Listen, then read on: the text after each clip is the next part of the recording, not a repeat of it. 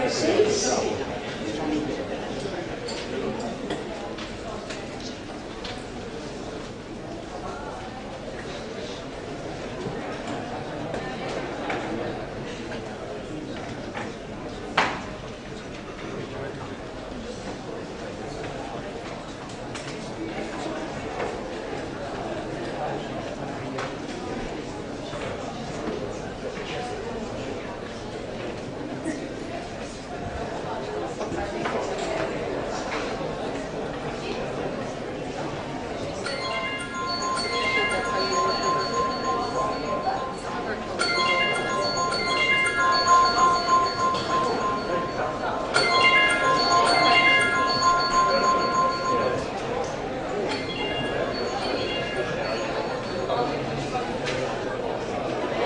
So welcome back in session. Dear Assembly, may I kindly ask you to find your seats and be attentive. Thank you.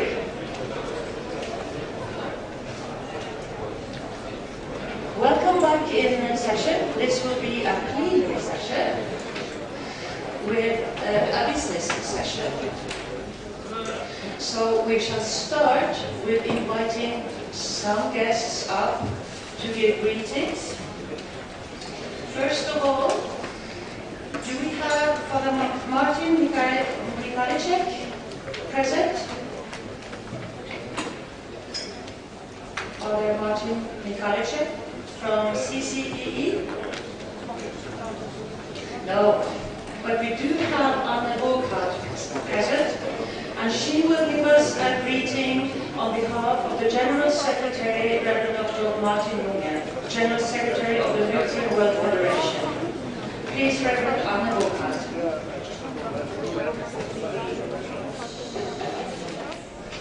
Thank you. Your Eminences, dear sisters and brothers in Christ, as you heard, the General Secretary Martin Junge cannot unfortunately be here in person, so I will read his greetings to the Assembly of God. Honorable President, board members, participants at the General Assembly, respected General Secretary, sisters and brothers in Christ. It is with joy and thanksgiving that I bring the greetings from the Lutheran World Federation, a communion of churches, to this General Assembly of the Conference with European Churches gathered in Novi Sad, Serbia. We rejoice with you as you gather to pray, discern, discuss, and look forward into what God is calling the Church to be in the European context. The theme of your General Assembly, "You shall be my witnesses," connects directly to the season of Pentecost. The biblical story of Pentecost reminds us that whenever the community of those following the Lord gathers, even if with fear and unresolved questions, God finds a way to meet them, to empower and liberate them, to send them out into the public, to live out the message of the gospel of Jesus Christ by words and deed. We pray and trust that the General Assembly of the Conference of European Churches will end on that note. In fact, the theme of your General Assembly also reminds us of the fundamental calling of the Church, which is to take part in God's mission to the world as expressed and brought to us in Jesus Christ. Indeed, how churches will do this together, focusing in what they have in common in Christ while relating to their differences, will in itself become an illustration of both the beauty and the power of our shared faith in the triune God. I want to encourage us to think of unity as a prophetic witness that churches can offer in today's world, which is so much marked and drawn into a dynamic of fragmentation, conflicts, and withdrawal. There is another world in God's mind, one that came into our world in Christ Jesus, and that is the one we are called to be witnesses of. It is because of these treasures of our common faith in the triune God that we believe these times, challenging as they are in so many respects, are good times for the Church to be the Church. The numerous changes, which in so many ways affect also the churches in Europe, cannot and should not take away the joy of the gospel and the calling to be witnesses of Christ in this world. No one can take away that joy from the church. The Lutheran World Federation gives thanks for good contacts and cooperation with the Conference of European Churches and looks forward to discern together how to continue working jointly as an expression of one ecumenical movement. We pray for the General Assembly, asking for God's presence, guidance and blessings. We trust in God's Spirit visiting your gathering and empowering you all to continue witnessing to the triune God. In Christ, Reverend Dr. Martin Nuge, General Secretary of the Lutheran World Federation.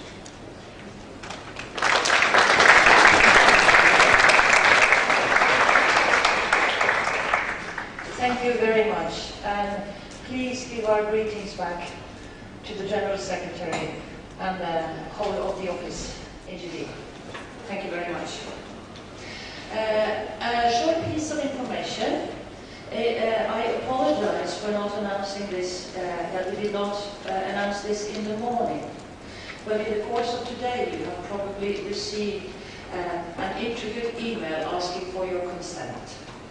That is because of the, you should be receiving it soon. It is an email from CEC asking you a very simple service, and that is to say, yes, I consent. You are fully entitled not to consent. But since this assembly has asked for a participants list, in order to be able to do so, CEC is bound to have your consent to do so. And it would be easier than collect visiting cards and email addresses otherwise to have a participant list. So you should receive an email asking you that, and the only thing you have to do is read thoroughly through it so you know what you are doing, and reply, yes, I consent. So now you are informed of that. Okay, so we are back in business session, which means that we are changing mood again in the assembly. The opening days were very full of business because we had to constitute the assembly and get started working. And then we have had a couple of days in the middle with a lot of input and reflections and worship. We are aware that you feel a bit tired. So now we will ask you to bear with us. This assembly can achieve a lot. So we kindly ask you to be present into this final stage of the assembly, which is another lot of business. That business will be both program business, and it will be to elect the next General Board and the presidency of CEC. So it will be exciting days. We look forward to work with you. It's been a great assembly to work with, and we apologize for having to be strict sometimes, and ask for your understanding for that. One important piece of information for you is that we have some very interesting resource persons among us. Those are the keynote listeners that were appointed on the first day. They are not going to speak in plenary unless they are invited for some other purpose. Their job is to listen in the assembly, in plenary sessions, what's going on, in workshops, what's going on, in conversations on any subject that is interesting to CEC. This is not part of the pastoral team, so there is nothing private about it. It is about business that is interesting for CEC. And they have done so. 3 tasks we have asked them to do. To send us a bullet point list every night of what they have heard, of issues that can be perhaps solved or remedied to help the flow and running of the assembly, so very practical issues. The other thing is that they are also on the Strategy and Policy Committee. So anything that come from good discussions have been fed into the Strategy and Policy Committee, so they can make proposals for you and give that back to you today. And the final thing they are also listening on is evaluations, things we might not be able to solve at this assembly, but can be helpful for organizing the next assembly. And you are aware, they are among us and they do tremendously important work. And in that way, that is also a way of communicating with each other. Thank you for that. We are moving to our main business for this session, and that is to receive the reports of the Assembly committees. Maybe we first call on the Strategy and Policy Committee Chairperson, Bishop Baines. Are you there? Are you ready?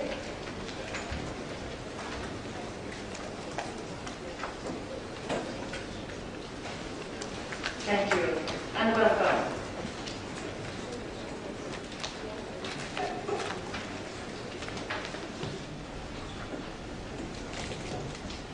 Good afternoon, brothers and sisters. I'm assuming that the text will go up on the screen. Is that right? That's what I was told. Do we have the text available? Oh, right, okay. We haven't got the text. Well, let me take you through the work of the Strategy and Policy Committee. And first of all, recognising, as the Archbishop of Canterbury said yesterday, that this is the graveyard spot. So this is an attempt to raise the dead. I think we would want to say as a committee that the process with which we have had to work cannot be done like this again. We've been having to work late at night, even ahead of some of the conversations and presentations that have gone on, and to produce a document that then sets out the course of the governing board for the next 5 years under those circumstances does not seem to us to be treating the task with the most seriousness. So right at the front we would want to say the next assembly this has to be done differently if you want to get a good end. Now, secondly, we've been learning as we go, and we recognise that paper is the enemy of the soul. So we have deliberately tried to be very disciplined and produce a report that is as concise as we can in English, where we've tried to use the language to be concise, but to open up possibility, not to close it down.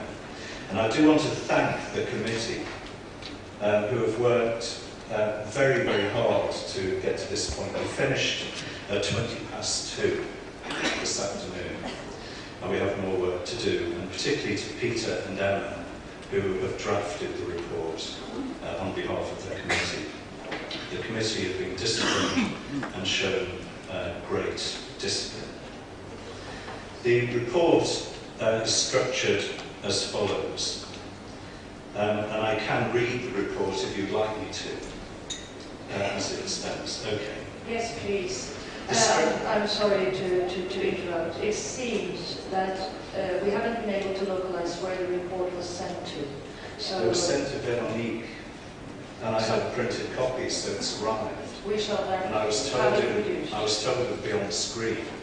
Anyway, the structure is that there is an introduction that sets the report and the work in context. We then look at the journey we've been on and how it continues. We then come up with 3 policy statements, 3 strategic observations, and then 3 categories of recommendation built around the themes of the assembly, with only 5 recommendations.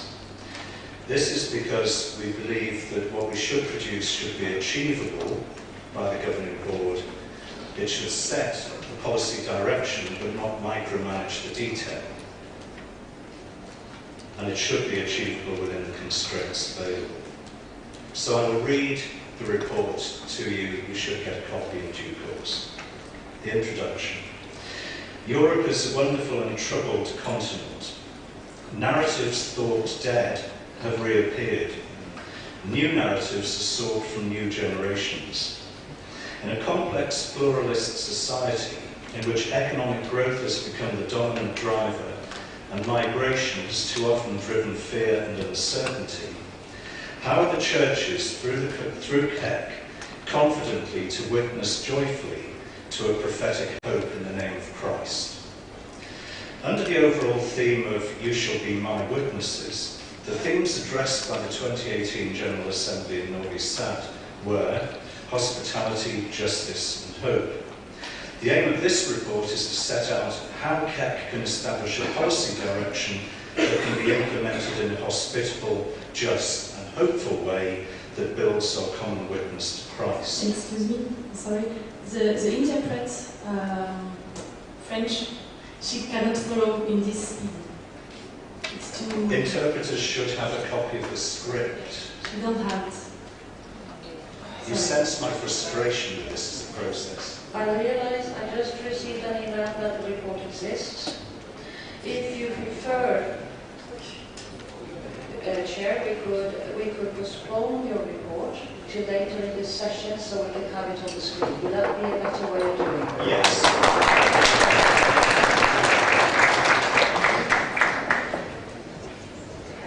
We apologize for that. It's a very busy assembly, also for staff. So we are trying, and they're trying really hard to make everything work. But then we could call on the chairperson of the Finance Committee, please.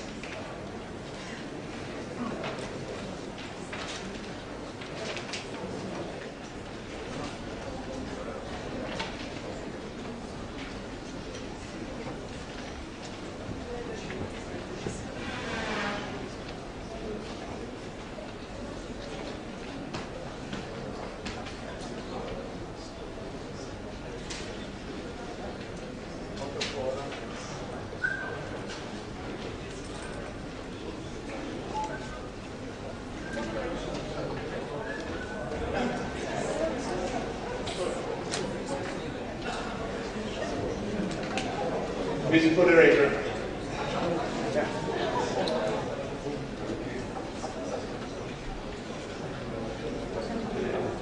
Mr. Moderator. Yes, I'm sorry. So, A point of order, please.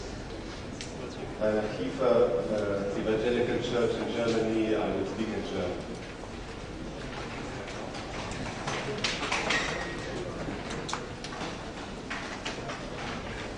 Nur um es sicherzustellen, wir werden für den Tagesordnungspunkt jetzt auch den Bericht des Finanzkomitees brauchen. Er liegt nicht vor, es liegen Zahlen vor, es liegt aber nicht der geschriebene Bericht vor, den jetzt unser Vorsitzender vortragen wird. Das geht nicht zu klären.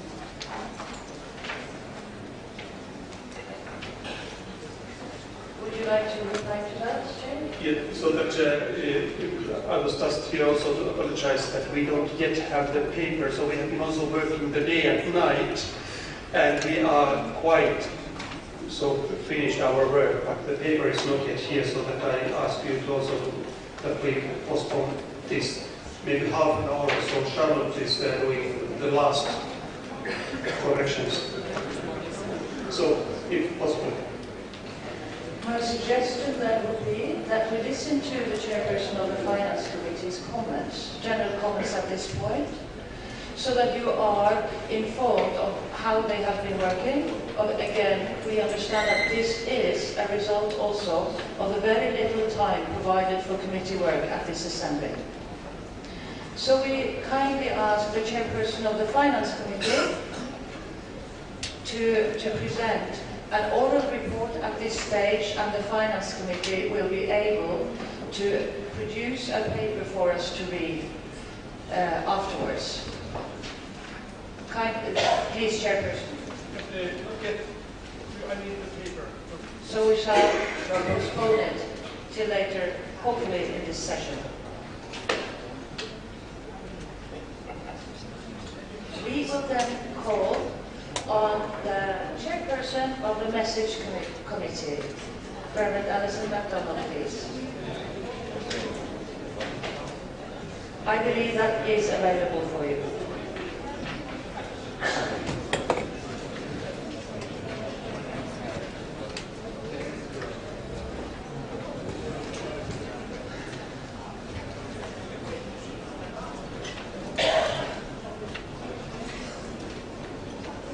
Good afternoon, friends. We do have a message. I think it still has to be distributed in paper, though. I think, have you got it? Yeah, I believe it's online, but I think the paper copies were to be distributed later, so perhaps they still need to be distributed. I'm seeing nods. Oh, it's coming on the screen. Oh, that's fine. You're fine then. I think I'll say I just would like to echo the comments or the previous comments of my colleagues about the time that we've had to do these reports, and I think we've all been finding this same time pressure. And obviously, we're preparing a message before the entire proceedings have happened in the Assembly, so we are having to write the message in advance. And so we have been doing our best, and we have also been working hard. And where to, we still have the public issues paper to take, and so all these are related. However, I'm very happy to present our draft message to you. As I said, thanks to the committee who have all been working hard. In preparing the message, we have drawn on the paper which you received earlier in the week, Choosing Hope at the Crossroads of Europe, which was the result of the Future of Europe consultations. We've also drawn on the Assembly themes, we've looked at the youth message, and have listened carefully to the presentations and discussions here.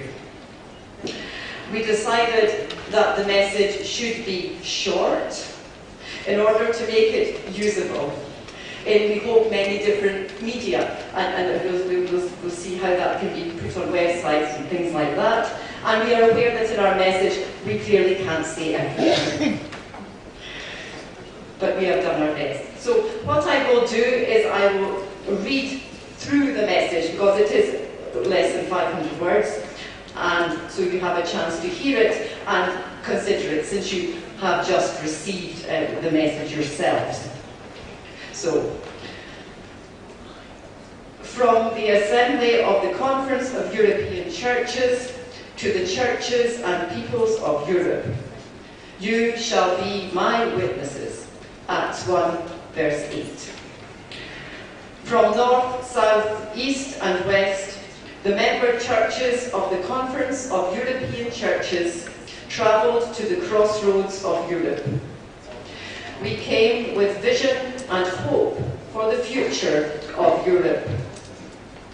We came together in Serbia, thankful for and blessed with the hospitality of our host churches and acknowledging their challenges. We gathered at a time of uncertainty for Europe, where many experience a loss of dignity, exploitation, destitution, and abuse of power. By the banks of the Danube in Novi Sad, where bridges were destroyed in conflict and rebuilt in peace, we united in prayer. We brought our thirst for justice, our deep concern for our people, our continent, and our world. We affirm that we have heard Christ's command to be his witnesses, and we choose to live in hope. Following Christ himself, we pledge to be bridge builders through the transformational power of faith. As a living testimony of faith, we respond to Christ's call and declare, we shall witness to Christ. by coming together to enjoy our ecumenical fellowship and to receive its richness as God's gift to us.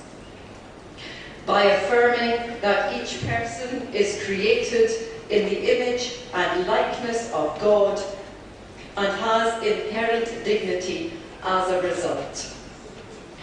By being an intergenerational community, valuing the voices of young people who are our present and not only our future. By practicing solidarity with our brothers and sisters in Christ in Europe and beyond. We shall serve Christ by seeking and practicing justice, by urging individuals, institutions and churches to work for the end of violence, persecution and discrimination, upholding freedom of religion or belief. By seeking reconciliation and the peaceful resolution of conflicts.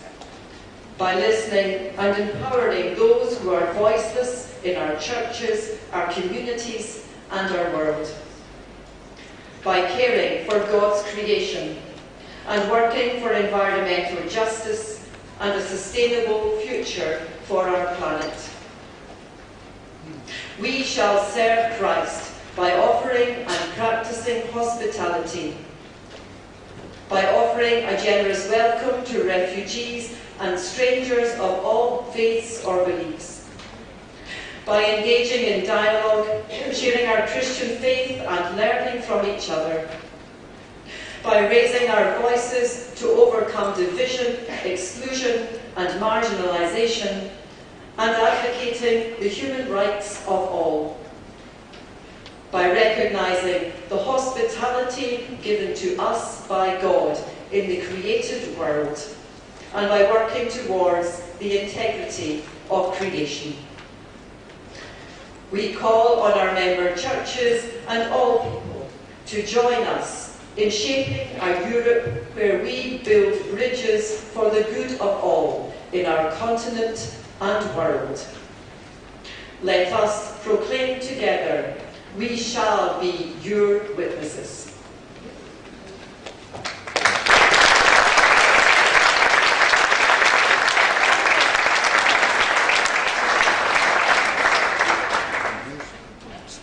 Thank you very much.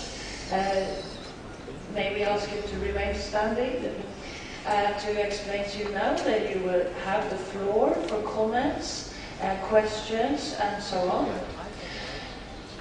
You will also have the possibility after this session to send proposals and comments to the Message Committee on the email address that is in your handbook. And they will work on accommodating or not the proposals that come in from you, so there's still a chance. But this is a good moment to remind the Message Committee of important things you feel that I left out, or things you would like to add or take out, and argue for it. But you also have that written option later today. Okay? And they will need it probably in the course of tonight, because tomorrow morning again we are to vote on the message of the Assembly. Moderator, can I please, if you don't mind, can I just make a comment? Really, we would like your comments as quickly as possible. We will be meeting as a committee at the close of this report session. There is hardly any time for us to make amendments to any of our committees, amendments to our reports. So please, you've heard the message. I realise you don't get a lot of time to think about this, but if you can send us your comments by the end of the coffee break this afternoon, please. Otherwise, it is simply not possible. We cannot work until late into the evening, and we have meetings tonight. Thank you for that comment. Perfectly understandable. But it looks like you will receive some comments already. Just now is better than email, so we look forward to hearing your comments. Microphone 1, please. Gijsbert Steening from the Protestant Church in the Netherlands. I'll be brief. I have two short comments on the paragraph, we shall serve Christ with seeking and practicing justice. Point 3, it says by listening to those who are voiceless. That sounds a little bit contradictory. I would maybe suggest change voiceless to voices of margins.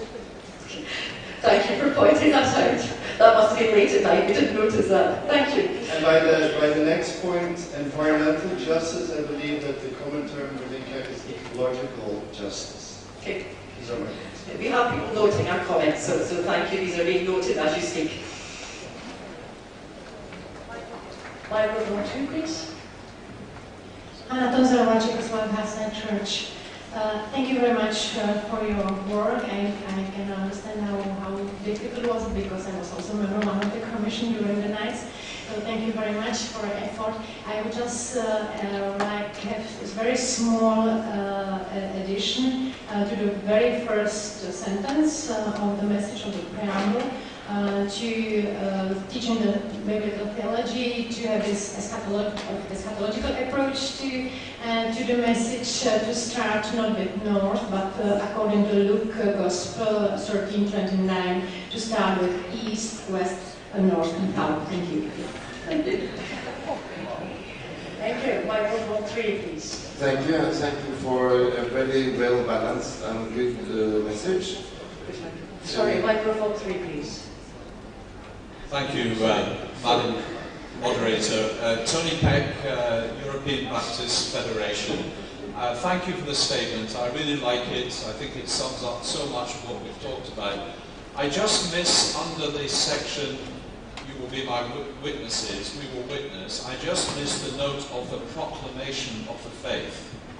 And several speakers have referred to that verse in 1 Peter about being prepared to give a reason for the hope that's within us. And I just wonder whether we could just add that to the other very good things that are there. We shall witness to Christ by being prepared to give a reason for the hope that is within us. And keep that element of proclamation.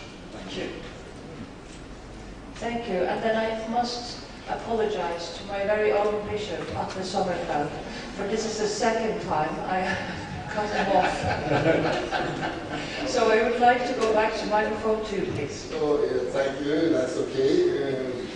We are all under the discipline of the moderator, so that is as it should be. No, I would have liked a slight, rather than ecological justice, said climate justice, because that is the headline of the big ecumenical movement at the time, and it is a little more precise and politically oriented. Then, my last comment is that I was very impressed by the image from Chrysostomos, which we learned this morning about the church as a hospital and not a courtroom. So I was wondering whether you could find a way of ending the message or the vision of the church, taking at that image of St. John Chrysostomos. We're trying. Thank you. Microphone 4, please. Thank you, Moderator. Lawrence Graham from Ireland, from the Methodist Church in Ireland. My comment, in fact, has already been said, but I wish to re-emphasise it. It's under the witness section. That I don't disagree with anything in this statement. I just think there's something missing and a first point left out. That the we shall witness to Christ section, each of those points are excellent, but they more or less talk about what we shall do within ourselves and within the church. And I don't see there that we shall witness to Christ, that we shall share Christ with the world. I would suggest perhaps a first bullet point above the others, saying something like, we shall witness to Christ by proclaiming Christ's offer of saving love and grace. Thank you. Microphone 3, please. Thank you, Moderator. Peter Hancock from the Methodist Church in Great Britain. My comment is very similar to the previous comment from here and from Lawrence, so I won't repeat those points. Just to say that I welcome what was in witness, what was expecting to hear something about proclamation. But when we got to hospitality, I did see the mention of dialogue, and that is where we share that faith, but that still seems to be between believers, maybe in other faiths as well, I understand the perhaps nervousness about inappropriate proclamation, and there are various contexts in which we proclaim we should do so with sensitivity, but nevertheless in obedience to the command. I think we should, again, with my two colleagues, just say we should include something specific on it. Thank you. Thank you for your work. Thank you very much. Microphone 2. Eine Kiefer Evangelical Church in Germany, I'm going to speak German.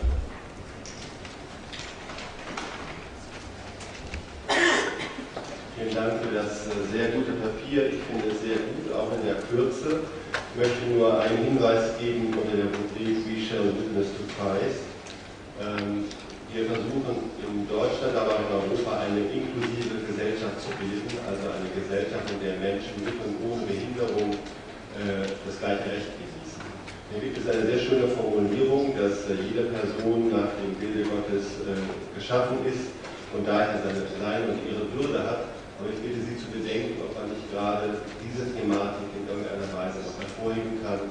Der Austausch zwischen den Generationen ist ja auch exzellent. Das ist aber nur eine Anregung.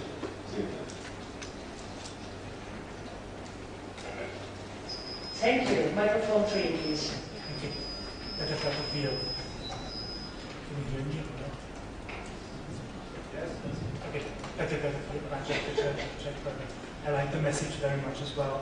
I just perhaps would put one more point on socio-economic or social justice here, because what you talk about is solidarity, which is of course important, but it's not the same as working for a socio-economic justice system, distribution, no exploitation, and things like that, which I think are also part of what this question is. Thank you very much. Those are the ones who have wanted to speak so far.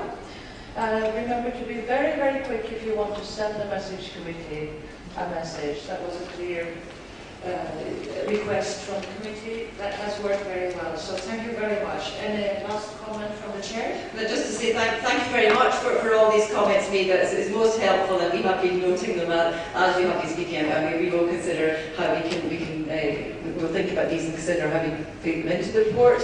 And as I just said, to repeat, email comments, really please do send them as quickly as you can to enable us to do the best work we can in the time available. Thank you.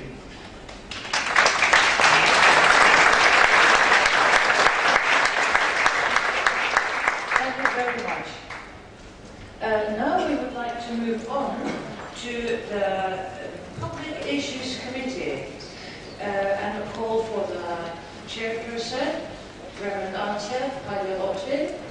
While she's coming up, I can tell you that this is a very long text, so it needs some time for translation.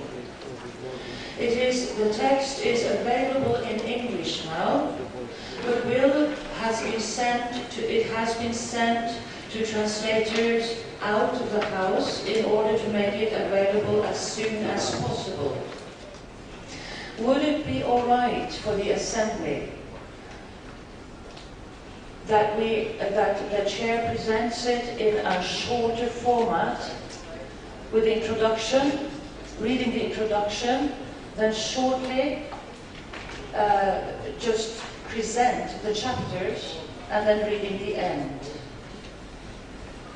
You will be able to read it in French and German later, as soon as we receive it from the translators.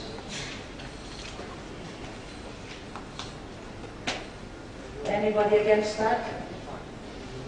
It's just for the sake of time. Thank you very much. I give the word to the chair. Thank you, moderator. I will speak in German.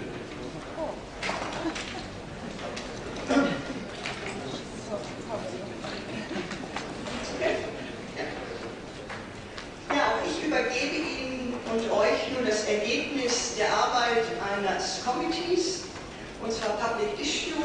Meine Vorrednerin und mein Vorredner haben ja schon die Rahmenbedingungen genannt, unter denen wir gearbeitet haben.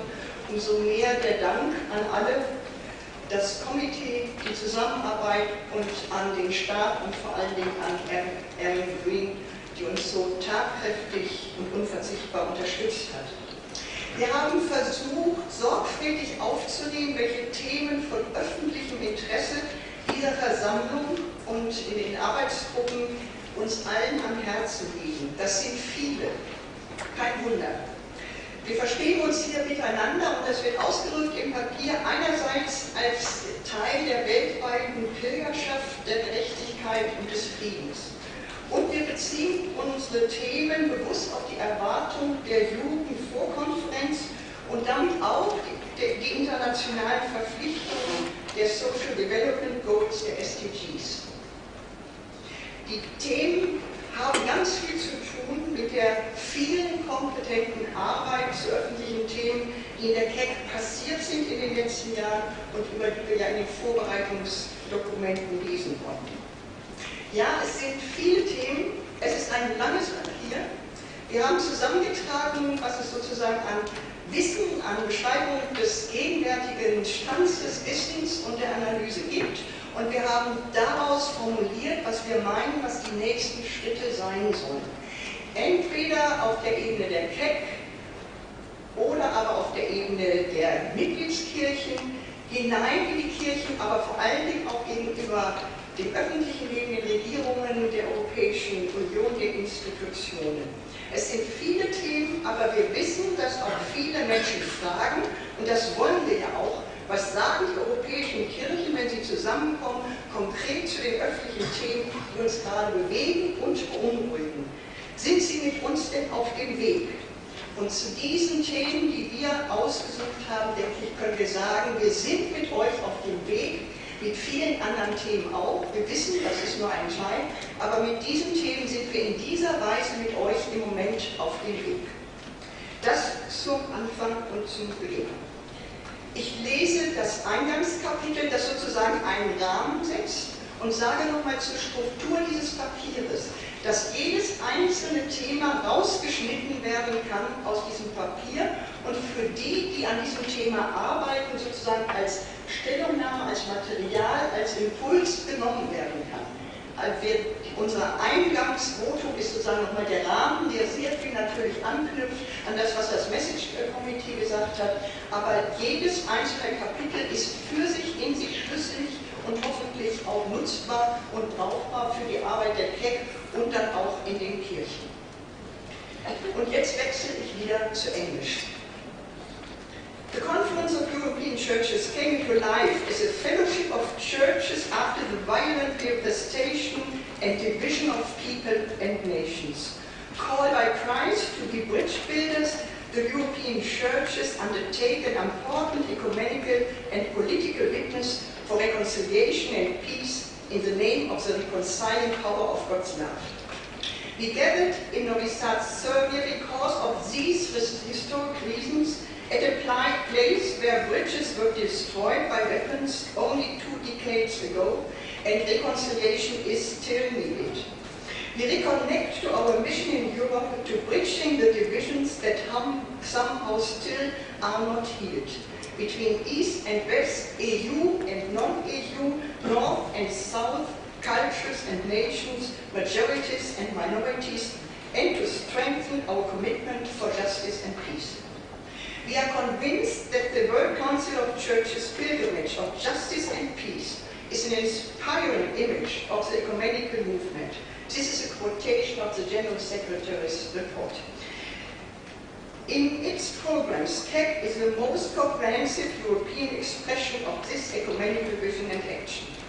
We have heard the youth and their challenge to commit to sustainable and just policies.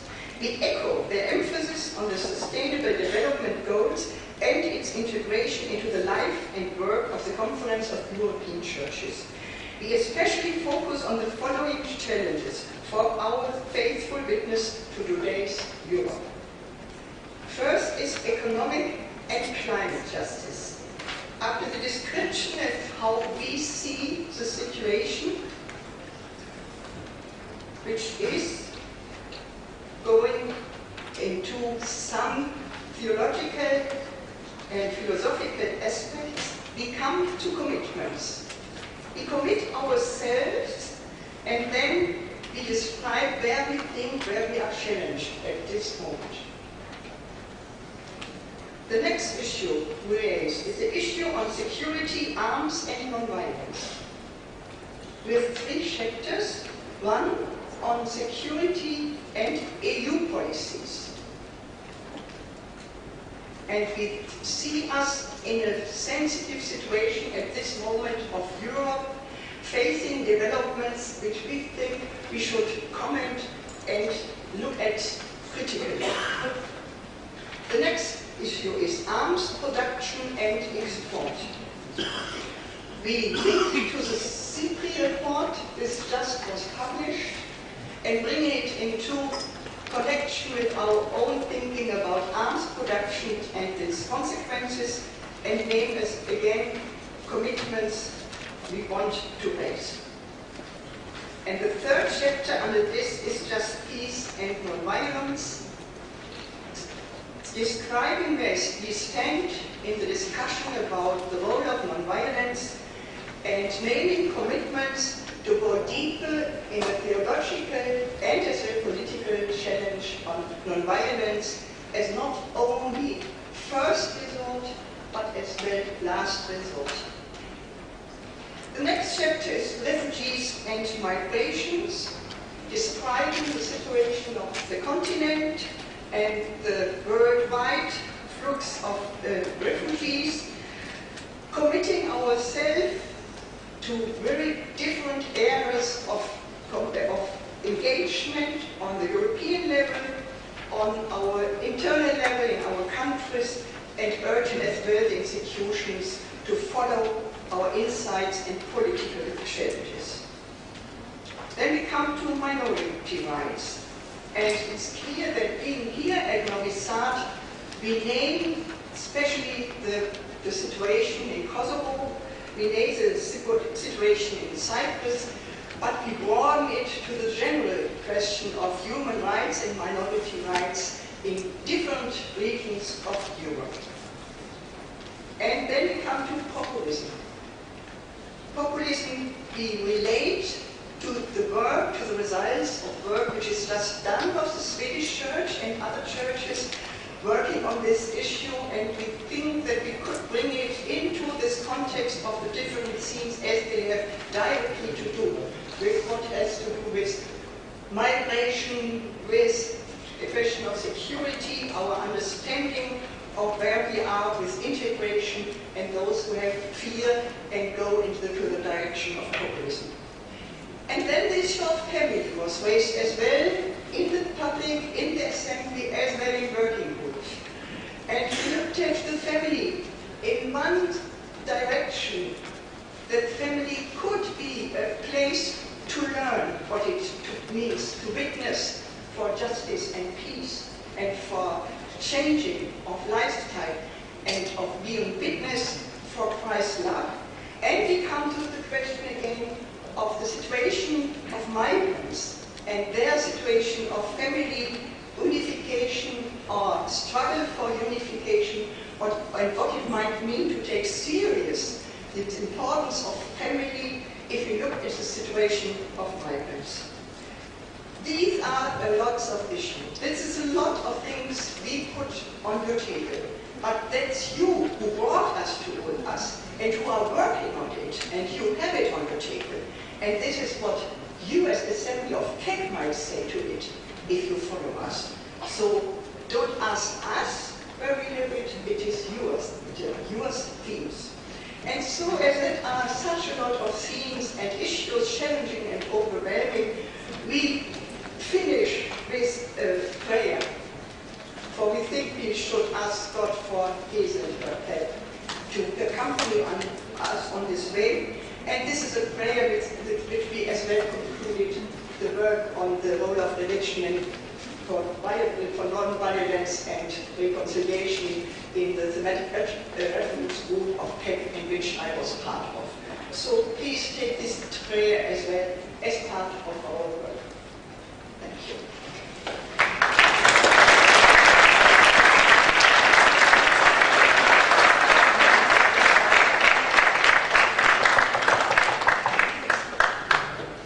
Thank you very much for report. We will open the floor for comments.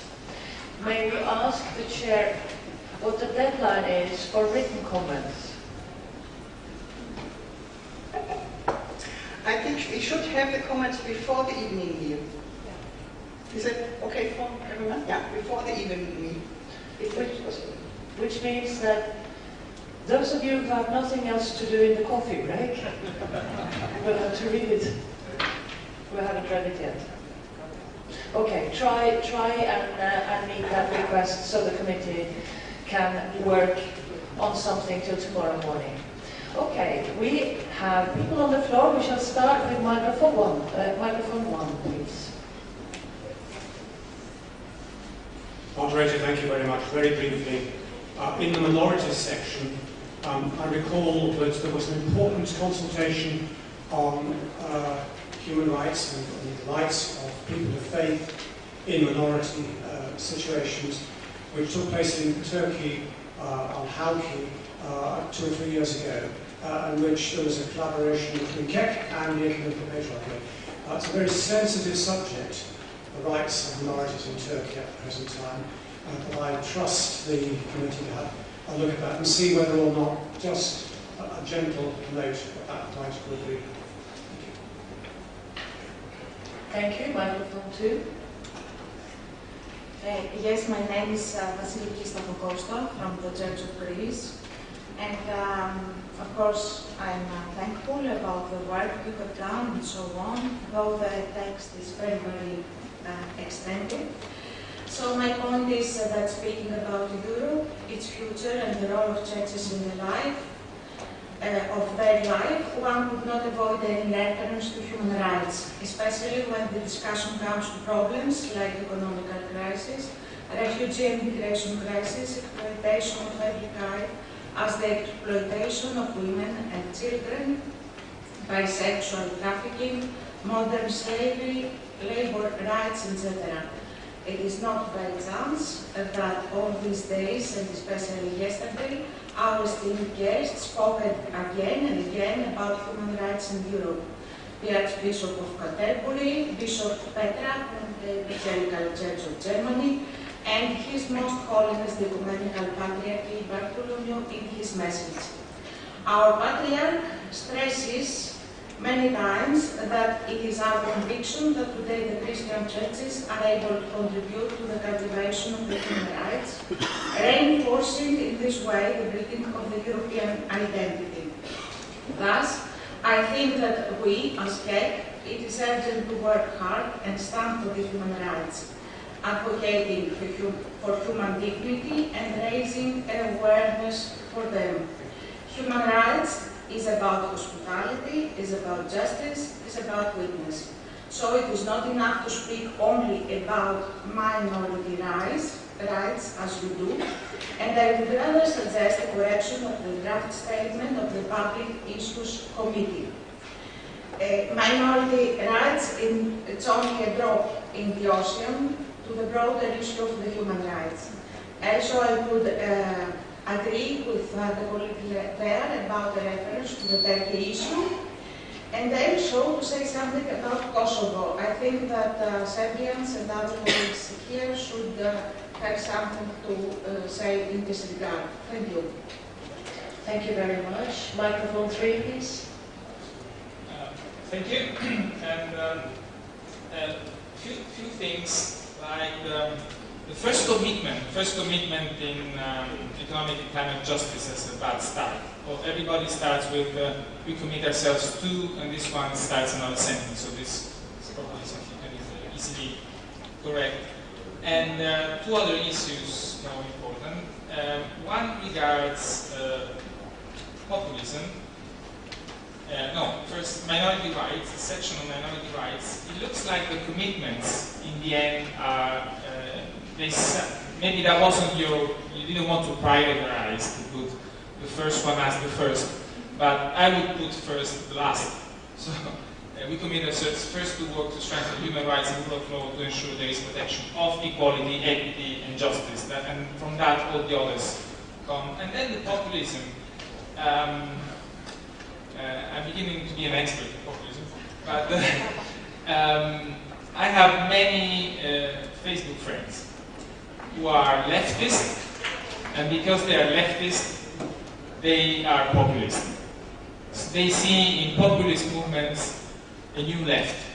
So I think if we write right-wing populist, which I agree it's right-wing, but if we write it's right-wing movement, we miss a particular situation, a shift in our society, where people that claim for justice vote for populism. Okay, thank you. Thank you very much. Again, I apologize for having to. Many people would like to speak, so there is this possibility of writing to the committee. I referred to the wrong booklet when it comes to the addresses. So this is a correction.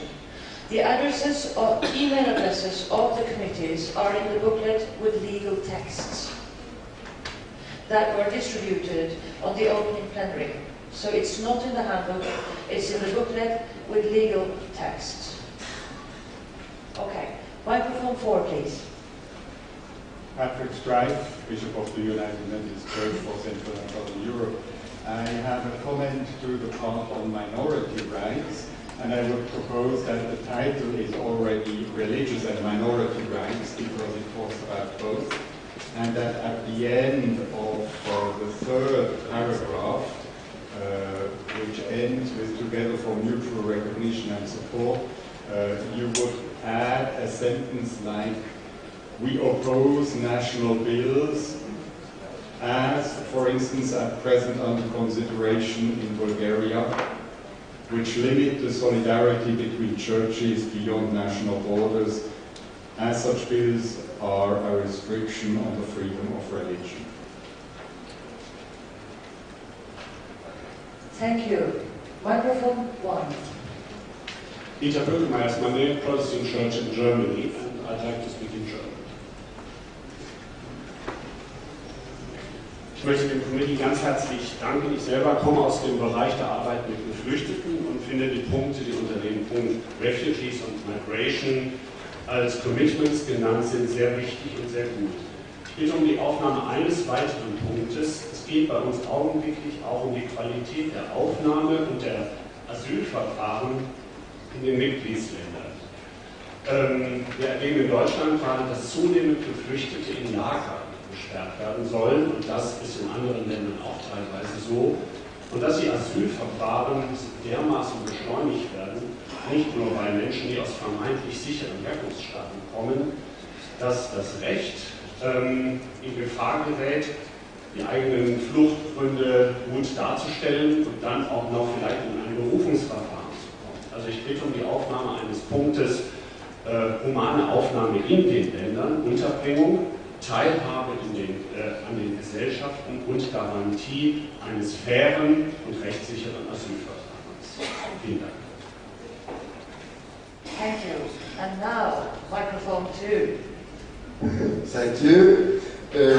I think we have a major problem with this text because it goes too deeply into too many analyses which I cannot subscribe to. And it has also not been a proper process in the Assembly in terms of the CEC. So we are coming out with the kind of positions which are really not grounded in the societal work of many churches. So what do we do? My proposal is that we delete most of the analysis and just take the action points, because on that one we can come with different concepts. Let me just make a few examples.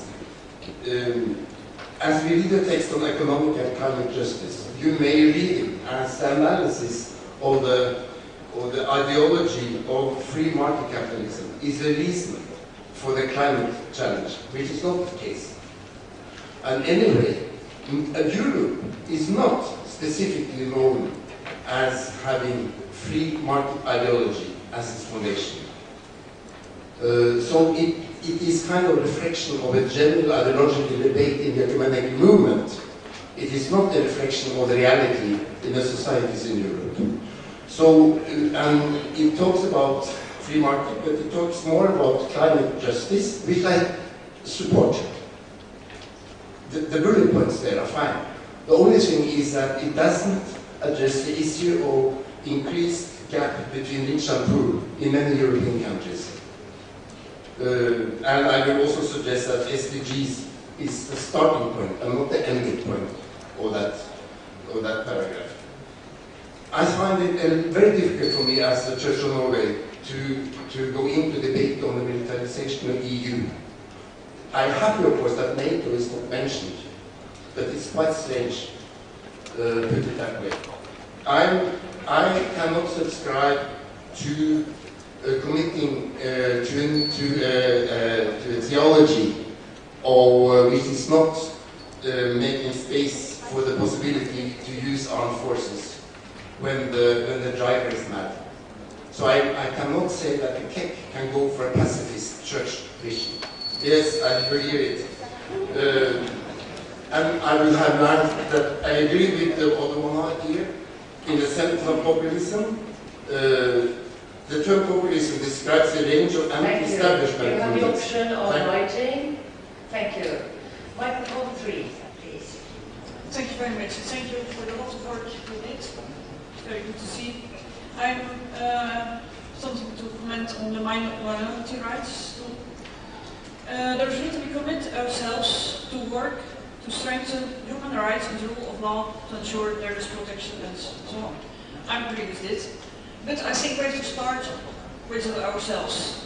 When I was here, I saw, except from our Greek brother, all the keynote speakers were from Northwest Europe or Orthodox. I missed Protestants from South Europe, Eastern Europe. Also moderators, you are all from Northwest Europe. I'm from the majority church, Protestant church in the Netherlands. I worked in Eastern Europe with a church as a confession and ethnic minority, and there I learned what it means to be a minority. And I was talking here with some people, they are not here, saying this.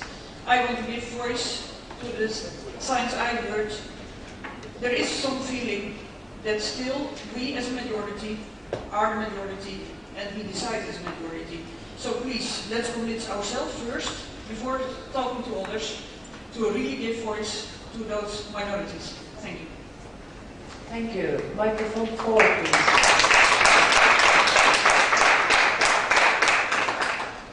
4, please. Hello, this is Ian Stegman speaking from the Mennonite Church in Holland, in the Netherlands.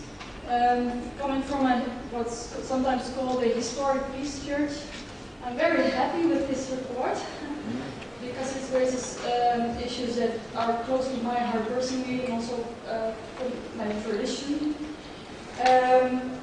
And I would like to be mentioned as well as a Mennonite in one of the bullet points underneath Just Peace, where it says Society, Friends and Church of Peace. And it would be good to be mentioned as Mennonites because we also have many expertise on being a peace church and how you can protect values and people in a non-violent way. So please can you include us? Because on the contrary what was said on microphone 2, I'm really confident that we should continue our dialogue how to be the peace church and live up to all the hospitality that we were talking about earlier in this conference. Thank you. Thank you. Then we have microphone 2. Peter Krömer, Evangelische Kirche AB Österreich. Ich hätte das Versuchen bei den Flüchtlingen und der Migration 2 Anmerkungen kurz aufzunehmen. Einerseits auf die Menschenrechtserklärung der Vereinten Nationen im Dezember 1948 hinzuweisen, wo erstmals das Recht auf Asyl als Grundrecht festgehalten wurde. Und zweitens würde ich empfehlen, auf die Genfer Flüchtlingskonvention hinzuweisen, die für alle Staaten Europas gilt und in der Mindeststandards der Asylverfahren aufgenommen sind und darüber hinaus auch Mindestrechte für anerkannte Asylanten, vor allem der Zugang zu der sogenannten Sozialhilfe, und zwar im gleichen Umfang wie einheimische Staatsbürger. Das ist aus meiner Sicht nicht unwesentlich in der derzeitigen Diskussion. Thank you. Microphone 3, please.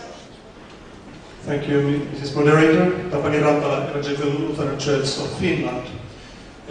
So thank you for the richness of this report. Short comment or concern. Among minorities, I would like to see that you would have a sentence or two concerning Roma people.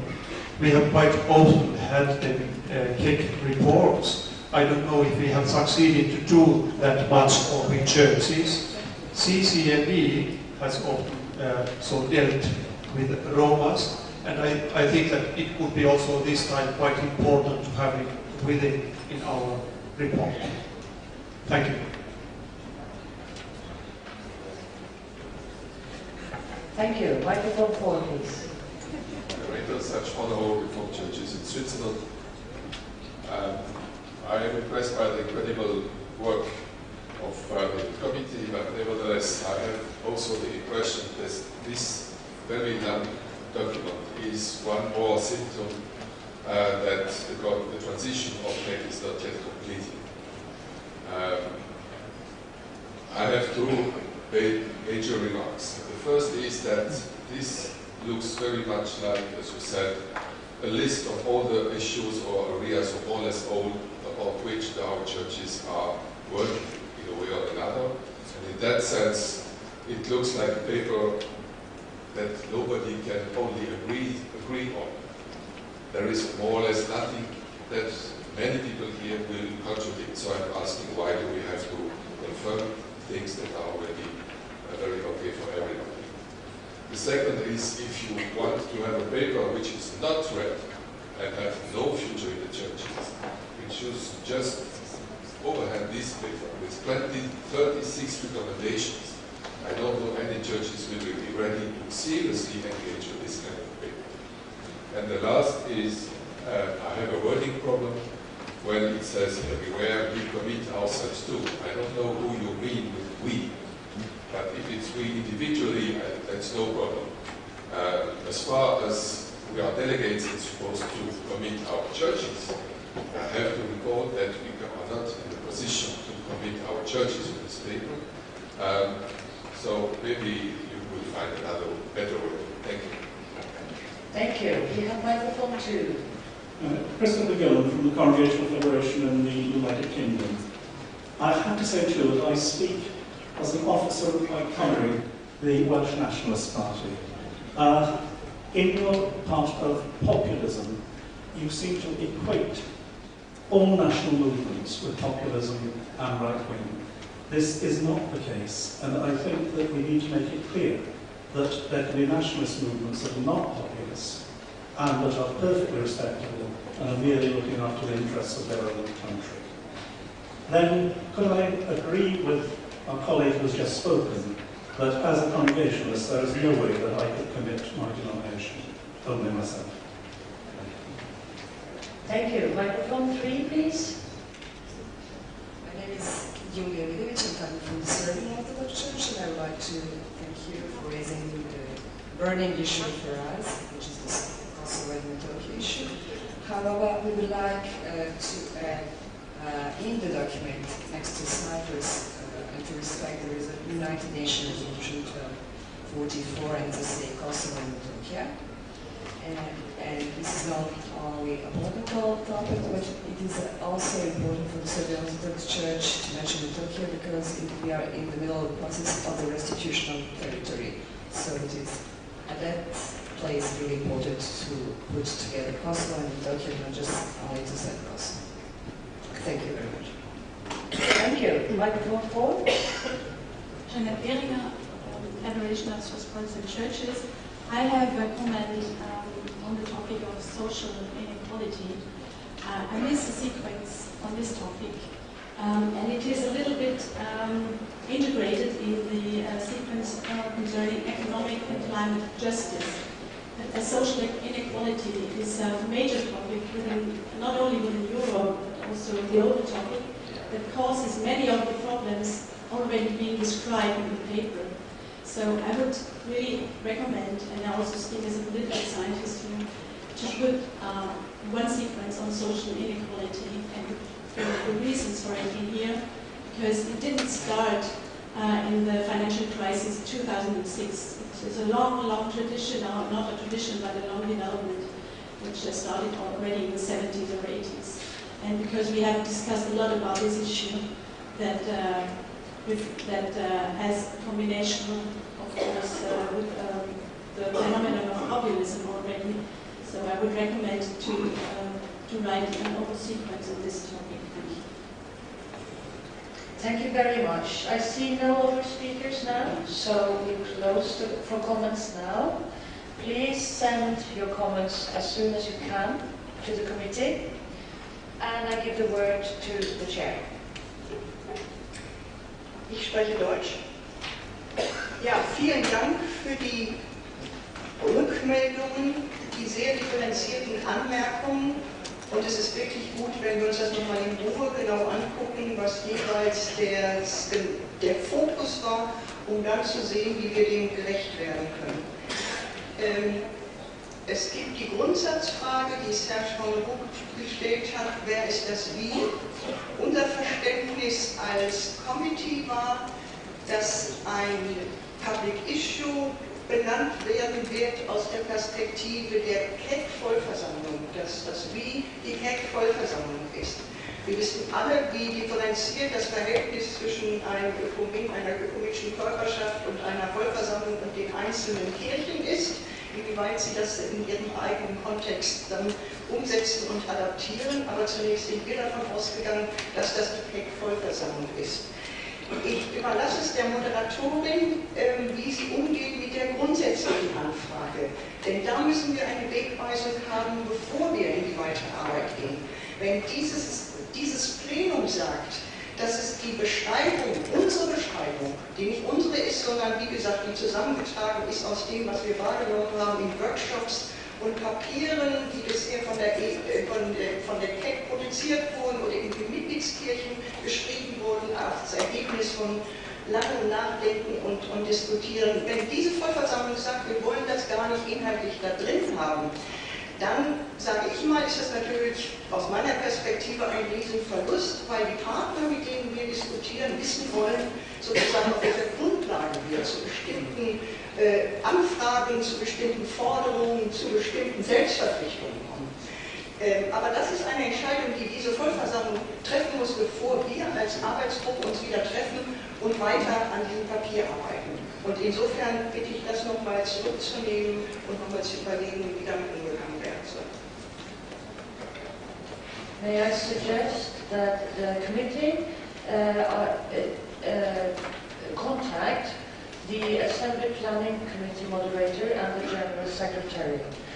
One is Reverend Dr. Leslie Nathaniel, and it is Father Heikki Huttunen. If you could contact them during coffee break, you could have a good discussion with them, invite them to your committee, and decide on the direction. Good. And then it might be that it comes back to the plenary. Yeah, good. Yes, it will come back to the plenary tomorrow. No, sorry.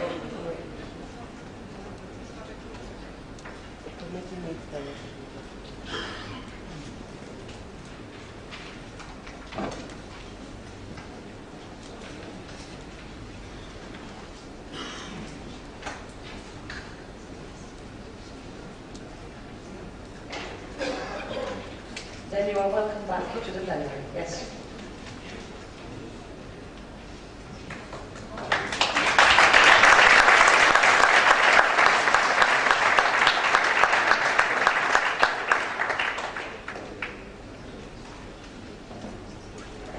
Thank you for that. So we will have that question brought back to the plenary. Now I have some very good news for you. it seems to me like both Finance Committee and the Strategy and Policy Committee are ready to give their report. What happens in 10 minutes' time behind the stage here is actually quite amazing. The staff are working behind the stage at full speed to provide as much as they can. We see that certain guidelines for the work were not in place for the committees to work with, including deadlines for delivering reports and so on, which then, the consequences of that also goes to staff who are working full speed now to try and remedy that. I want us to give a big hand for their work.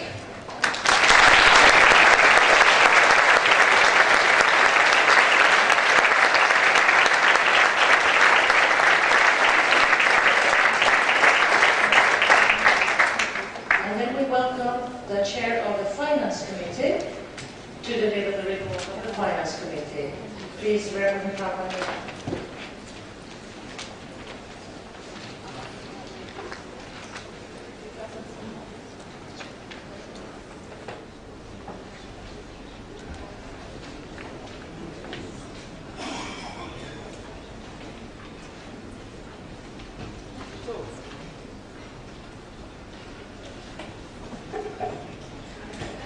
Now, so, dear Mrs. Moderator, Your Eminences, dear sisters and brothers, and if okay, I ask also our treasurer to give some more details in some points here. So I hope we are quite ready, maybe not ready totally because this is draft, and we of course listen to your remarks. And you have uploaded, or you can upload this whole material from the internet. It is there online. And also I think that you should have all papers who have asked to have papers in front of you. So, dear sisters and brothers, you shall be my witnesses. We are called to witness. We are called to work together. We are committed to carry out the work of GEC that we have planned together. Speaking about finances in an integral part of our calling and commitment, it is nothing extra, but it is very in the middle of our commitment and calling. But first, we in the Finance Committee want to express our gratitude to all churches who are present, and especially those who have carried the financial responsibilities and made the whole work of GEC possible. Then we want to express our sincere thanks to the Governing Board and its Budget Committee for the constant work to develop the activities and budgeting of GEC, so that the financial difficulties have been resolved and more sustainable budgeting with sufficient reserves has been put in place. And then special thanks, also special warm thanks, we want to give to the Treasurer, Michael Bubik.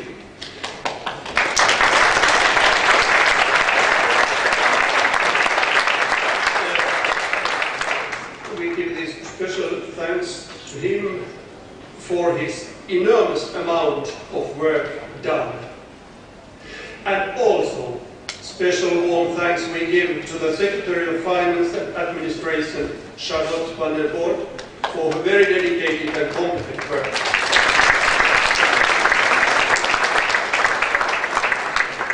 So, Finance Committee has used for its considerations following material. First, Budget Committee report from Budapest to Budapest. Finances 2013-2017, including Financial Report 2017. Assembly Finances 2013, Assembly Budget 2018. Then Budget 2018, Financial Plan 2019-2023, And then last, new membership fee scheme. The Finance Committee is content to report that the financial stability of CEC has been reached during the last period. The budgeting has been carefully prepared and followed. It has been possible to build up some reserves to reinforce the finances of future assemblies or to be able to face some unexpected critical developments. It can be said that the financial objectives set in Budapest have been reached and produced an accumulated surplus over the past 5 years. One of the main reasons for this surplus has been a longer period of vacant staff positions due to the transition period. The full staffing was reached in the second half of 2017. While this has meant savings, unfortunately, it also means that it was not possible to accomplish the full range of activities. But anyway, the targets we put in Budapest, we have find our way to those targets, and we can breathe now more relaxed, I would like to say. But now, Michel, would you like to tell some more detailed information about the 2017 report? You got it on your table, and I present a short version which you also have copied, which comes from this presentation now. Can we have the first slide from my presentation? Only a few remarks. You see that the total income of CEC in cash is 1.6 million. And we have around 90,000 euro seconded staff. Seconded means that another church is paying for the staff and the staff is working for CEC. The membership fees in 2017 are higher because, as you and some were involved, know, the request for 2016 was late, so a lot, 110,000 euro of 2016 membership fee came in only in 2017. So if you deduct that, it's 1,180,000 membership fee in 2017, and that's a clear shortfall to the expected membership. Then we go to the expenditure. The expenditure, as you can see, most of it is salaries. It's staff. What you are financing with your membership fees and what we finance through other donations and contributions. What we were able last year was to allocate funds, allocation to funds, you see 248,000. So that are provisions, and there's one provision I want to mention, there's one provision for ecumenical projects, which leaves it open for the governing board how to use it in future, perhaps for the ecumenical convention, but only perhaps, and it's open to use. And the use of allocated funds show that quite a lot of expenditure was spent already on the assembly preparation. And we are allowed to take assembly preparation costs from the allocated funds. And you see we have put 50,000 additional to reserves, that's the third last line. That created a minus in this year, in 17, but since we have an accumulated surplus from the years before of 140,000, we end up with a still accumulated surplus of 65,000 at the end of 17. And then the next slide shows the balance sheet. You can see the balance total sum is around 1.8 million.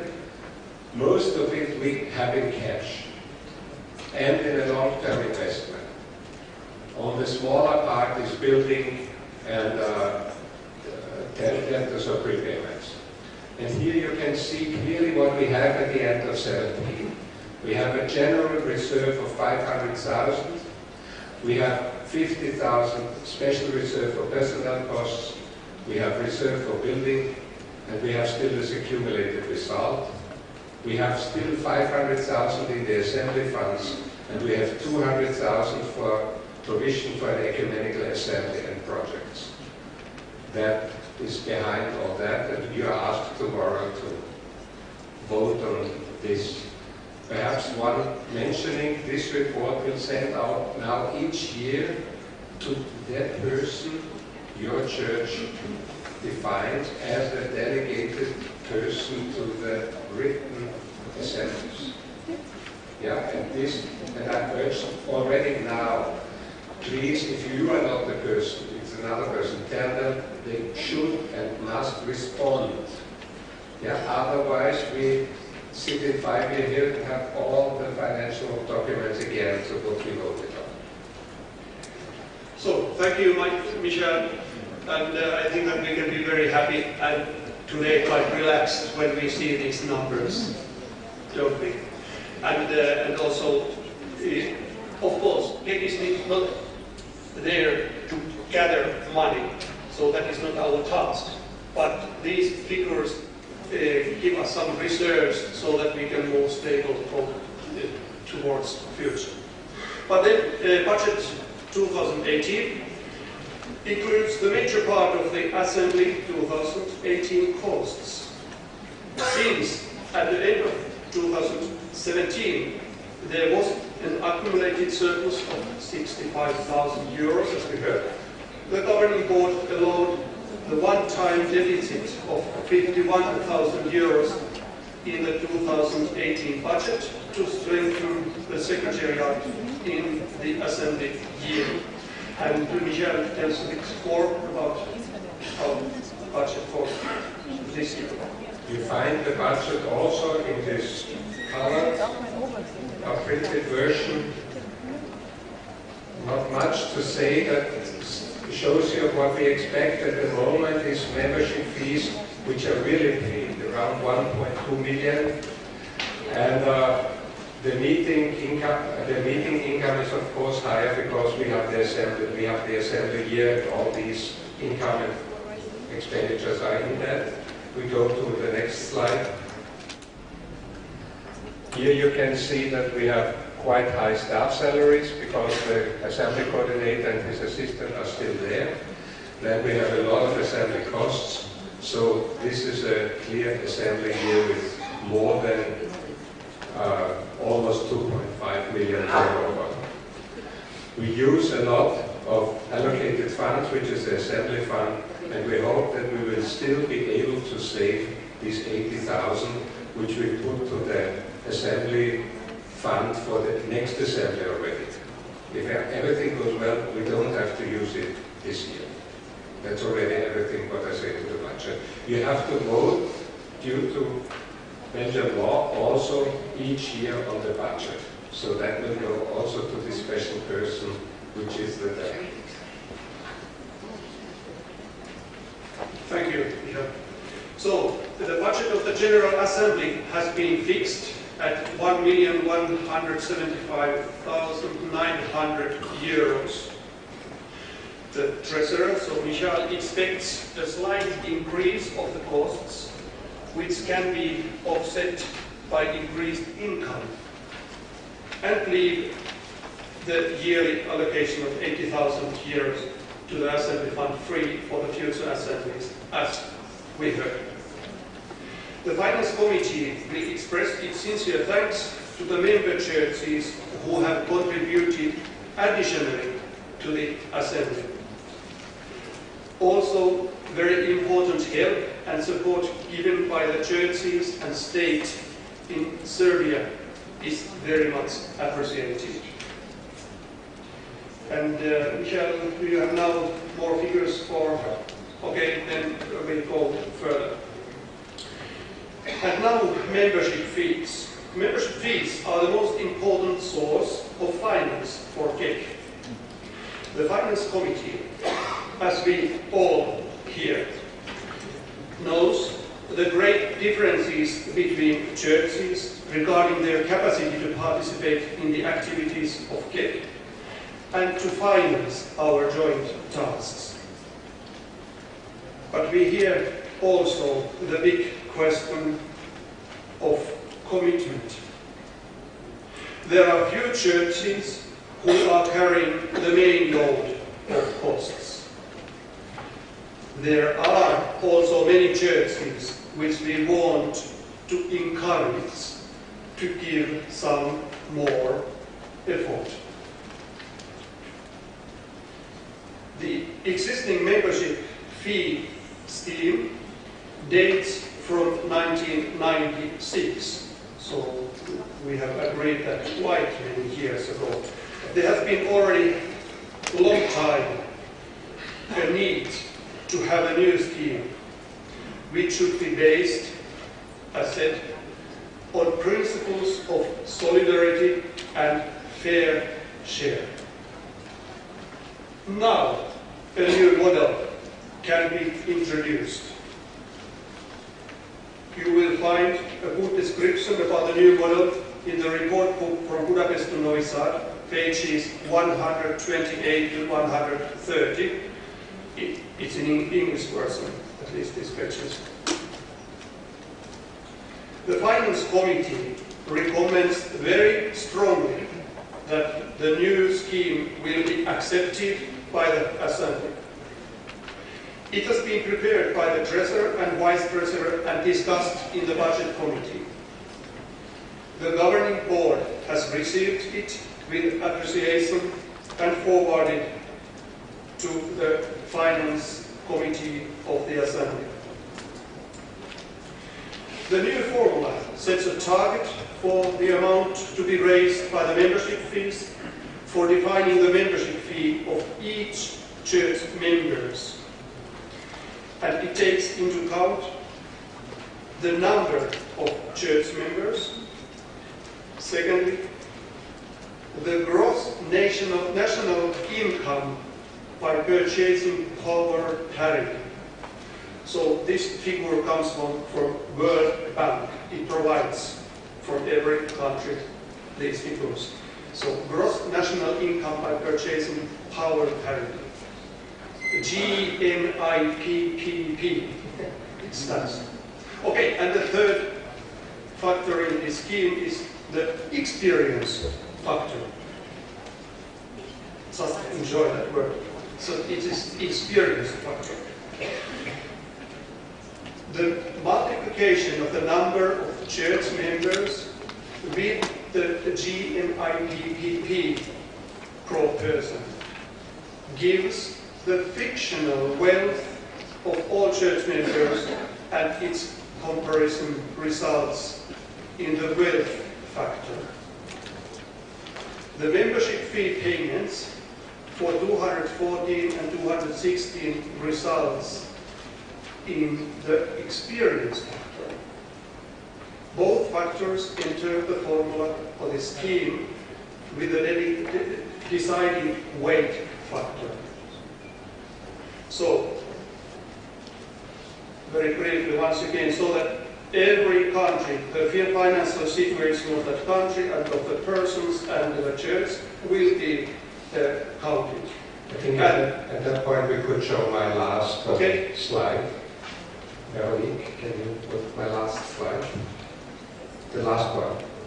Oh, sorry. Second last one. Yeah, this one. Here you see the famous formula. Yeah.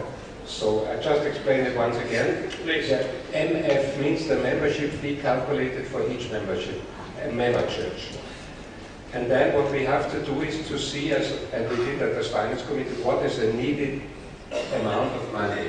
And that's more or less what we had so far. It's 1.3 billion, which we put as a basis of this formula, which is the membership fee income target, what we call MI here. And then to see what is the proportion which the church has to pay. We pay, on the one hand, the already described wealth factor, on the other hand, the experience factor. And at the moment, we say the experience factor must be much more important, valuing 75%, and the wealth factor is only 25%, because if we don't do that at the moment, we arrive so far away from what churches are paying at the moment that we risk the stability of the organization. But since we have that, you can see in the document you will find on the internet, where you can see already the proposed total scheme, that we also are, but that comes later, you explain that, yeah, that we have a dynamic approach to it. But that's the formula once again. So it looks a bit complicated. It is not at all complicated. It is very clear, as you see when you look at it. So, since many churches seem to have difficulties in paying the requested minimum fee, it is additionally proposed to recommend that churches would be asked to pay only half of the minimum fee if the regular formula, so regular scheme, gives a calculated amount between €0 to €500. And the full minimum fee, €850, if the formula calculation results in 500 to €1,000. So this tries to be very understanding formula or scheme. The results of the scheme will be rounded up to the nearest 10, and the fee must be paid in euros. Small detail. The idea to apply the calculation every 5 years, well ahead before the assembly, using the church membership figures which were used to determine the number of delegates, and the latest available GNI/PPP per person figures published by the World Bank. It is further proposed to build in 2 dynamic elements: to increase slightly per year the membership fee income target amount. So to increase slightly per year the membership fee income target amount, and to decrease slightly per year the experience factor. At the same time, a clear target is set for the Secretariat to reduce the expected amount of unpaid membership fee each year by a certain percentage. With that method, a fixed membership fee scheme for the next 5 years would be decided by each physical General Assembly. To achieve that the Assembly, after deliberations in its Finance Committee, would have to decide on the membership fee income target per year according to the 5-year financial plan and the weight of the 2 factors. Only the membership fee or new members would be initially be negotiated by the governing board. So, the Finance Committee considers that this new scheme gives CEC and its member churches an instrument which follows better the principles of solidarity and fair share.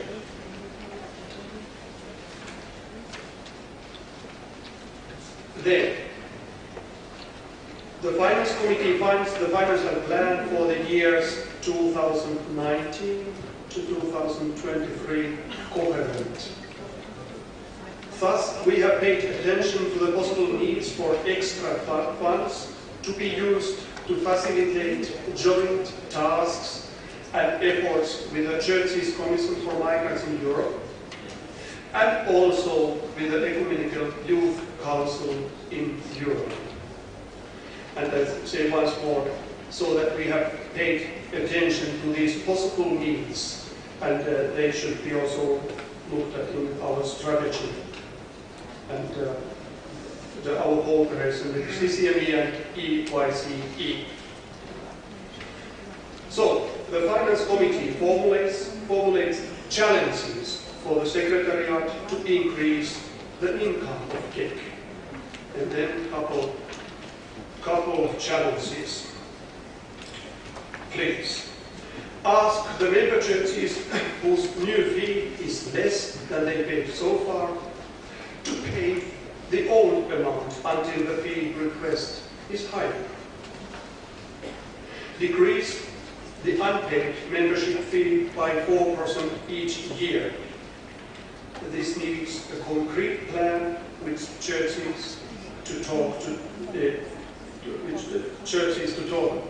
to each year. This unpaid membership fee, that amount would be 0. So, as we all understand, but it's maybe realistic to say that it is not. Then, next point. Talk to the churches along the Rhine to maintain their extra support to the work of the Strasbourg office. Talk to churches if they can contribute more for defined projects or contribute by seconding a staff person. Try to finance the whole costs of thematic conferences by fees and external contributions. Start in time to secure necessary extra church contributions for next assembly. Explore other sources of funding. And last but not least, develop a fundraising strategy. The Finance Committee brings to your attention the responsible stewardship and strategic long-term planning that has been carried out for the maintenance of the Brussels property and offices. One should keep in mind a possible common development for the 3 houses used by churches and ecumenical organizations at the site in Brussels. The Finance Committee also recommends to explore a closer cooperation among them concerning common administrative tasks. So, that was our report, and then we go to point 19 there, where the Finance Committee will move. And Mrs. Moderator, shall I read also this?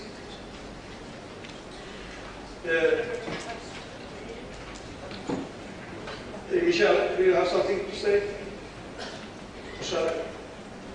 Okay, I read it, and then Michelle may add something if he will. So the Finance Committee will move that this General Assembly, in separate votes, adopts the report of the Finance Committee, approves the membership fee scheme proposed by the Finance Committee, adopts the financial strategy 2019-2023 as proposed by the Finance Committee, adopts the accounts of the conference for 2017, adopts the budget of the conference for 2018, and grants discharge to the governing board regarding the exercise of its mandate in the financial year 2017. Thank you. That was that. Has Ms. Michel something to add? Nothing. So thank you, Mrs. Moderator. Thank you for your patience.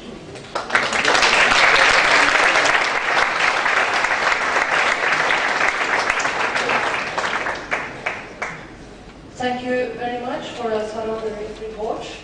Now we open the floor for questions and comments to the Finance Committee report.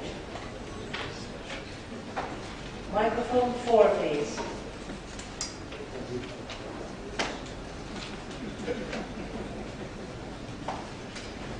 Thank you. I have a question about the membership fees and how it's introduced.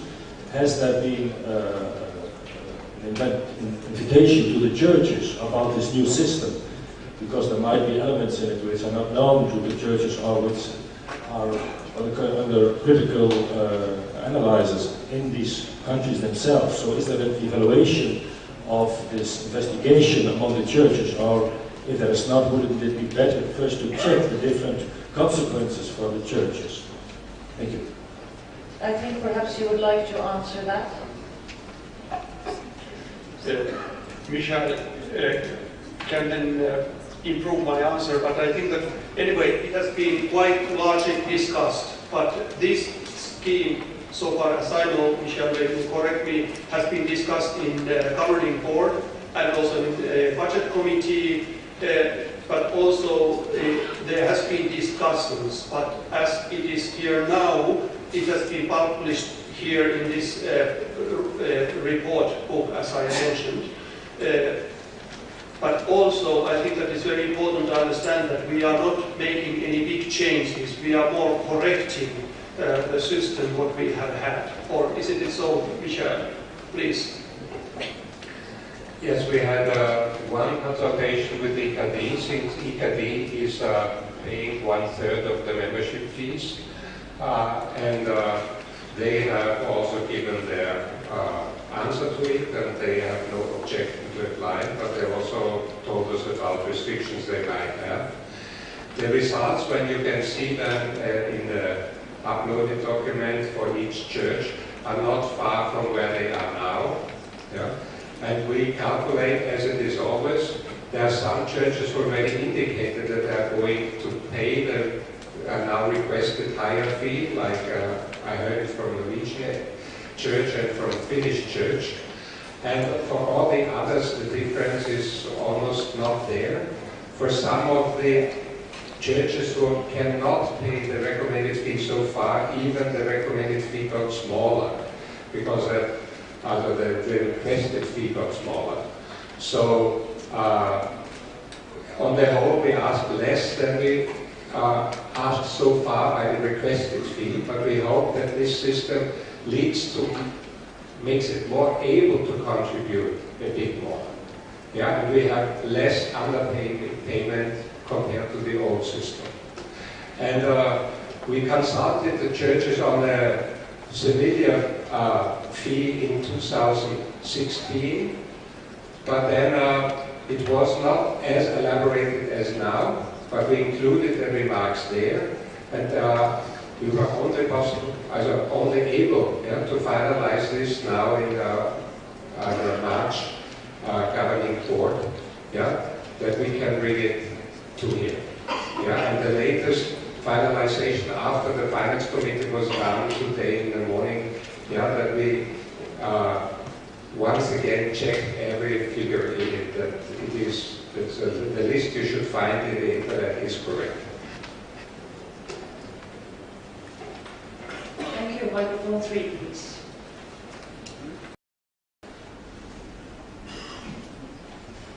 Okay, Peter Hans, Liechtenstein. Well, I'm criticizing a little bit the experience factor. In a way, countries which struggle to pay the fee, and I can tell you we are a small country with very limited resources, but if we are a member of the organization, then either it's a question we quit or we stay in it. And I've decided to stay in it, so we struggle to pay that fee. Now if I see the experience factor, as you say, countries who didn't pay the full fee for a number of years are rewarded, now granted the lower minimum fee, I find a little bit unfair.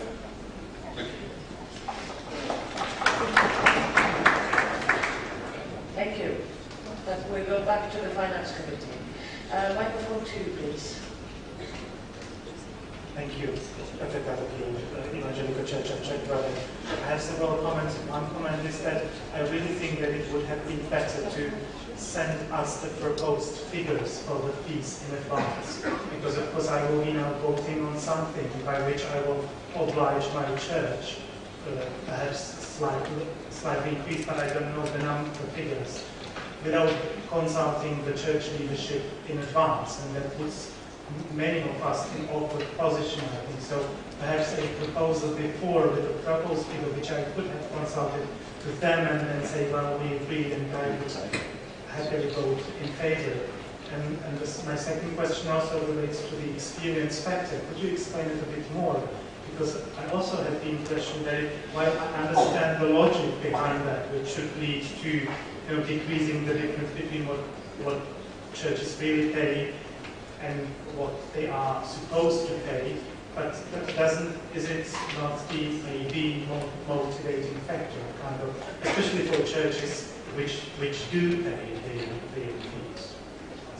Thank you. I suggest we collect all the membership fee input and you can have a comment at the end. Microphone one, please.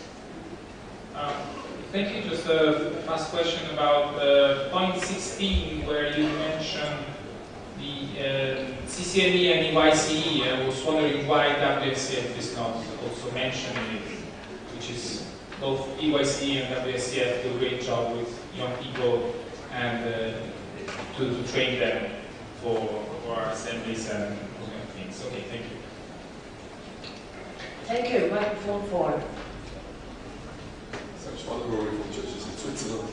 I first want to acknowledge the incredible work that has been done and for theologians, very understandable way to bring it to us, and I would like to thank you very much for that. I had the impression to be intelligent after having heard you. I have two questions. The first is, of course, we are all optimists and Christians, so we have faith that things can increase. But in that sense, if I look at the financial plan for 5 years, there is still an increase of about 8% of the whole amount. And I was wondering how you come to that optimistic opinion that the churches will be able to increase slowly but regularly their contribution. I mean, what kind of indicator allows you to be that optimistic besides the faith? And the second question is a comment about which I would be happy to have your answer, your reaction. I mentioned this slight increase of the global amount of 8% over the next 5 years. If I'm not completely mistaken, you mentioned main charges are the salaries, the staff. If I'm not completely mistaken, there is a system in Belgium which makes the indexation to the inflation rate obligatory, which means that most of this 8% of increase of income will actually go to increase or to adapt the salaries, which means in fact also that the available amount of money for the programs is rather, in the best case, stable, or maybe it has to be reduced. And I would like to have your comment on this. Thank you very much. Thank you. Say that. Microphone 3. So I would like to make a comment on membership fee. My name is Esther Khalid, and I will talk in German. So, vielen Dank für diese Tabellen. Wir haben das nachgeprüft und bei einigen Kirchen das Mitgliedszahl stimmt nicht. Bevor wir das abstimmen, bekommen die Mitgliedskirchen noch ein bisschen Zeit, heute Abend die Mitgliedszahl nachzugeben, oder wie sollen wir in den nächsten 5 Jahren damit leben? Oder wie sollen wir das filmen? Thank you. Microphone 4. I would like, Peter Lynch of Catholic Church of Republic. I would like to say something about this experience factor. I can very well understand that by those churches who are paying their fees regularly and without any problems, it might seem like an injustice. But the question here is whether we want to stay idealistic or to be pragmatic a bit. Because we have churches that don't pay the fees, we have churches that would probably never pay the fees. If we don't want to kick them out, we have to try to motivate them, and this is what the experience factor is trying to do, according to my understanding. Thank you. We give the word to the chair. Thank you, Ms. Moderator, and thank you for all these remarks and questions. We put them into our hearts and think them next night in the Finance Committee. But anyway, to say that this membership scheme tries to be quite realistic, and if you speak about the experience factor, it could be or feel that, okay, there is this unfair part of it, to speak about that, and that it is not so to say, direct fare. But it tries to be realistic and also admit that our situations in the churches, they are different. Same time, it tries to motivate every church to do their homework and study. I mean, when we decide here to agree with this scheme, let's be honest, it does not mean that we go home and immediately it is ready for all so church bodies so that you will pay it, because you will study and look at it if it is fair and it is said. And you can of course call also Brussels that we feel that our fee is much too low, so that we feel it's unfair, so we would like to pay more. But also the other way around, so that if you feel at home that this was not fair, we don't pay, and we cannot pay the amount we were expecting. I think that is also reality for today, that the churches really know what they can pay, and some pay much more than what is weight, and some less. But we hope to motivate everybody to look at, okay, this is amount what is fair to pay, and we can pay even more what we have paid so far, so that there would be not that much unpaid fees. So this tries to make it more transparent also, but also so that we are going slowly away from this experience factor, but we are trying to some way to diminish it a bit. That's like for my part. Michael, would you like to continue? Yes, to George Venero, what's my hope? My expectation is that churches will keep their commitment at the same level if you don't do anything, or even reduce it. That's what happened in the past. And only if we talk, if we have communication, if churches know well what we are doing, if they understand the need, they also what I experienced, they, in perhaps more than some cases, are prepared to come in with extra money or live up to the commitment. What I wanted to present to you is a realistic scheme, a dynamic scheme taking into account exactly what you said. The salaries are rising. And if you look, it's misleading if you look only at the membership figure.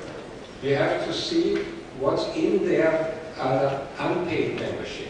We, for the first time, show the expectation for unpaid membership, and that what you find in the plan means that the Secretariat and all the governing board members have to do, to some extent, fundraising, because if they don't do anything, they end up in 2023 not with 126 underpayment, but more than 200,000 underpayment. So there's 80,000 fundraising component in it, which has to be followed up. So we as an assembly would give them, also communicate with us, come to us, go to the churches who are not paying or even not living up to their membership fee scheme, if they can do more. Not everybody will be able to do the whole membership fees. But there will be churches who could do something or could do more, but that needs communication. And that's all what's in the system. And the question of the lady, can you, what, I forgot it now, where is she?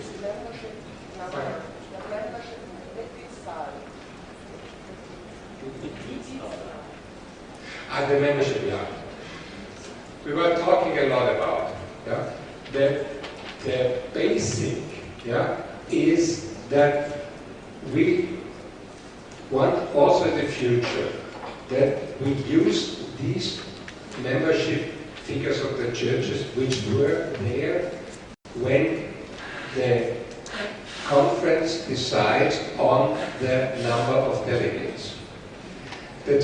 That has to be there. And your church has been written once or twice, I'm not sure, by the Secretariat, to look at the figures and to tell the Secretariat what the real figures are. So what I only took these figures which were used for determining the delegates for this assembly. And I can't open it up, otherwise the whole system would completely give other, not completely other, but slightly other figures. And we should not do that.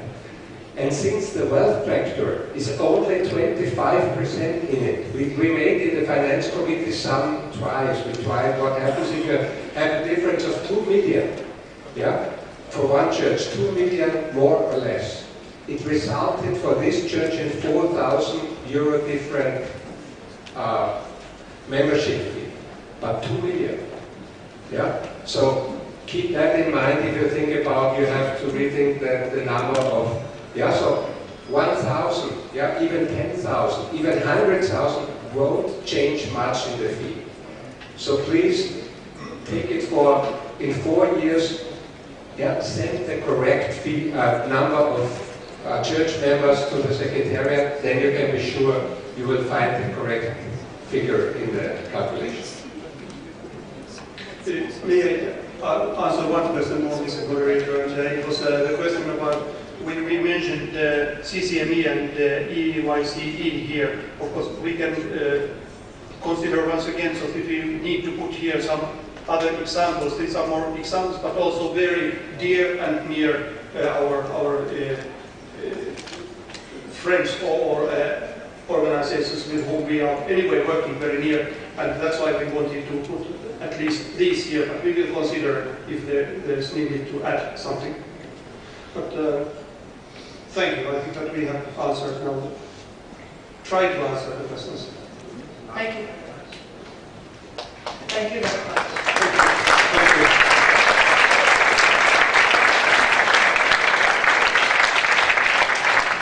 Last remark, the document with the figures which comes out for the membership fee for each church should be uploaded. Please have a look at it and come to me personally if you see a problem, yeah, that I can talk to you. Yeah, we should not have an extensive discussion tomorrow on this, yeah, figures of each church. Yeah, thank you. Thank you very much for this. We have 3 reports. We have 1 left to do, but you need coffee and be here a few minutes to 5, because we will we have a visitor, and that's the mayor of Novi Sad. Have a good coffee break.